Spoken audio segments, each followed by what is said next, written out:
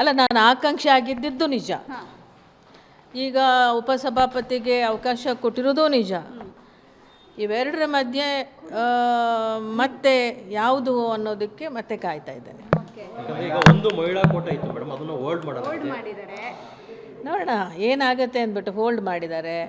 ನಾನು ಕೂಡ ಆಕಾಂಕ್ಷಿ ಅನ್ನೋದಿತ್ತು, ಈಗ ಉಪಸಭಾಪತಿ ಮಾಡಿದ್ದಾರೆ. ಮತ್ತೇನು ತೀರ್ಮಾನ ತಗೊಳ್ತಾರೆ ನೋಡೋಣ. ಪಾರ್ಟಿ ಖಂಡಿತವಾಗ್ಲೂ ಆಕಾಂಕ್ಷಿ.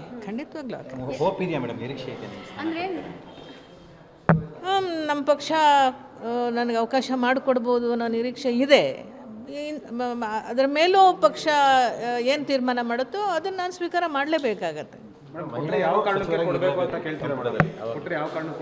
ಯಾವ ಕಾರಣಕ್ಕೆ ಅಂತ ಹೇಳ್ರಿ, ಪಕ್ಷದಲ್ಲಿ ದುಡ್ದಿರ್ತಕ್ಕಂಥದ್ದು, ನಿಷ್ಠೆಯಿಂದ ಕೆಲಸ ಮಾಡಿರ್ತಕ್ಕಂಥದ್ದು, ಇದಕ್ಕಿಂತಲೂ ಇನ್ನೇನು ಬೇಕಾಗಿರುತ್ತೆ ನಿಮಗೆ? ನಾವೊಂದು 3 ಸಚಿವರು ಕೊಡಬಹುದು ಅಂತ ಬಹಳ ನಿರೀಕ್ಷೆ ಮಾಡಿದ್ವಿ, ಕೇಳಿದ್ವಿ. ಬಟ್ ಒಳಗೆ ಈ ವರಿಷ್ಠರದು ಹಂತದಲ್ಲಿ ಯಾವ ಒತ್ತಡಗಳು, ಯಾಕೆ ಈ ರೀತಿ ಮಹಿಳಾ ಸಚಿವ ಸ್ಥಾನಗಳು ಬಲಿಯಾದವು ಅದು ನನಗೆ ಗೊತ್ತಿಲ್ಲ. ಅದನ್ನು ನೀವು ಅವರಲ್ಲೇ ಕೇಳಿ ತಿಳ್ಕೊಳ್ಳೋದು ಒಳ್ಳೆಯದು. ಎಲ್ಲರಿಗೂ ನಮ್ಮಿಂದಾದಿಯಾಗಿ ಎಲ್ಲರಿಗೂ ಕೂಡ ಮಹಿಳೆಯರಾಗೆ ಅವಕಾಶ ಆಗಿಲ್ಲ ಅಂತಕ್ಕಂಥದ್ದು ನೋವು ಖಂಡಿತವಾಗ್ಲೂ ಇದೆ. ಇಲ್ಲ, ನಾನು ಹುಟ್ಟುಹಬ್ಬಕ್ಕೆ ಹೋಗಿದ್ದೆ, ವಿಶ್ ಮಾಡಿ ಬಂದೆ. ಅಲ್ಲ, ನಾನು ಆಕಾಂಕ್ಷಿ ಆಗಿದ್ದಿದ್ದು ನಿಜ. ಈಗ ಉಪಸಭಾಪತಿಗೆ ಅವಕಾಶ ಕೊಟ್ಟಿರೋದು ನಿಜ. ಇವೆರಡರ ಮಧ್ಯೆ ಮತ್ತೆ ಯಾವುದು ಅನ್ನೋದಕ್ಕೆ ಮತ್ತೆ ಕಾಯ್ತಾ ಇದ್ದೇನೆ. ಈಗ ಒಂದು ಮಹಿಳಾ ಕೋಟ ಇತ್ತು ಮೇಡಮ್, ಅದನ್ನು ಹೋಲ್ಡ್ ಮಾಡಿದ್ದಾರೆ. ನೋಡೋಣ ಏನಾಗುತ್ತೆ ಅಂದ್ಬಿಟ್ಟು ಹೋಲ್ಡ್ ಮಾಡಿದ್ದಾರೆ.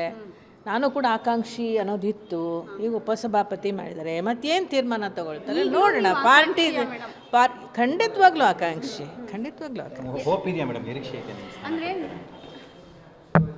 ನಮ್ಮ ಪಕ್ಷ ನನಗೆ ಅವಕಾಶ ಮಾಡಿಕೊಡ್ಬೋದು ಅನ್ನೋ ನಿರೀಕ್ಷೆ ಇದೆ.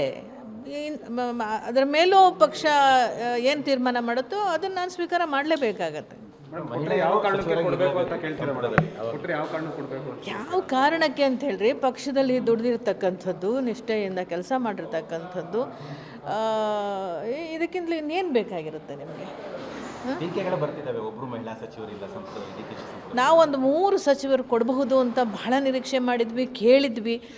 ಬಟ್ ಒಳಗೆ ಈ ವರಿಷ್ಠರದು ಹಂತದಲ್ಲಿ ಯಾವ ಒತ್ತಡಗಳು, ಯಾಕೆ ಈ ರೀತಿ ಮಹಿಳಾ ಸಚಿವ ಸ್ಥಾನಗಳು ಬಲಿಯಾದವು ಅದು ನನಗೆ ಗೊತ್ತಿಲ್ಲ. ಅದನ್ನು ನೀವು ಅವರಲ್ಲೇ ಕೇಳಿ ತಿಳ್ಕೊಳ್ಳೋದು ಒಳ್ಳೆಯದು. ಎಲ್ಲರಿಗೂ ನಮ್ಮಿಂದಾದಿಯಾಗಿ ಎಲ್ಲರಿಗೂ ಕೂಡ ಮಹಿಳೆಯರಾಗೆ ಅವಕಾಶ ಆಗಿಲ್ಲ ಅಂತಕ್ಕಂಥದ್ದು ನೋವು ಖಂಡಿತವಾಗ್ಲೂ ಇದೆ. ಇಲ್ಲ, ನಾನು ಹುಟ್ಟುಹಬ್ಬಕ್ಕೆ ಹೋಗಿದ್ದೆ, ವಿಶ್ ಮಾಡಿ ಬಂದೆ.